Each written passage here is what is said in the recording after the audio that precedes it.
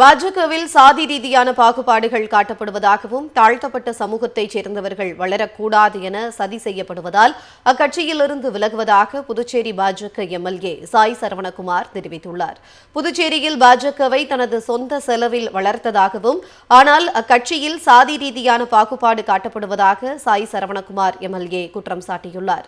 2021ஆம் ஆண்டு தேர்தலில் பாஜக சார்பில் ஊசுடு தொகுதியில் போட்டியிட்டு வெற்றி பெற்றவர் சாய் சரவணகுமார்.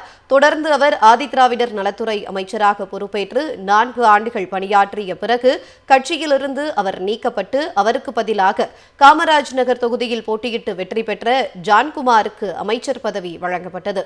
இந்நிலையில் பாஜகவில் இருந்து விலகுவதாக அவர் தெரிவித்துள்ளார். தனது ராஜினாமா கடிதத்தை அகில இந்திய பாஜக தலைவர் நிதின் நபீனுக்கு அனுப்பியுள்ளதாகவும் கூறினார்.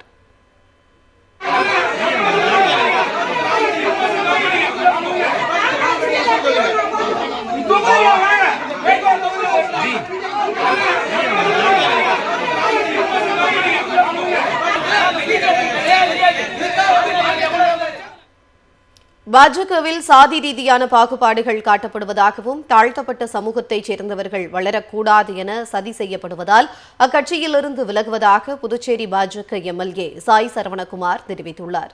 புதுச்சேரியில் பாஜகவை தனது சொந்த செலவில் வளர்த்ததாகவும் ஆனால் அக்கட்சியில் சாதி ரீதியான பாகுபாடு காட்டப்படுவதாக சாய் சரவணகுமார் எம்எல்ஏ குற்றம் சாட்டியுள்ளார். 2021ஆம் ஆண்டு தேர்தலில் பாஜக சார்பில் ஊசுடு தொகுதியில் போட்டியிட்டு வெற்றி பெற்றவர் சாய் சரவணகுமார். தொடர்ந்து அவர் ஆதிதிராவிடர் நலத்துறை அமைச்சராக பொறுப்பேற்று 4 ஆண்டுகள் பணியாற்றிய பிறகு கட்சியிலிருந்து அவர் நீக்கப்பட்டு அவருக்கு பதிலாக காமராஜ் நகர் தொகுதியில் போட்டியிட்டு வெற்றி பெற்ற ஜான்குமாருக்கு அமைச்சர் பதவி வழங்கப்பட்டது. இந்நிலையில் பாஜகவில் இருந்து விலகுவதாக அவர் தெரிவித்துள்ளார். தனது ராஜினாமா கடிதத்தை அகில இந்திய பாஜக தலைவர் நிதின் நபீனுக்கு அனுப்பியுள்ளதாகவும் கூறினார்.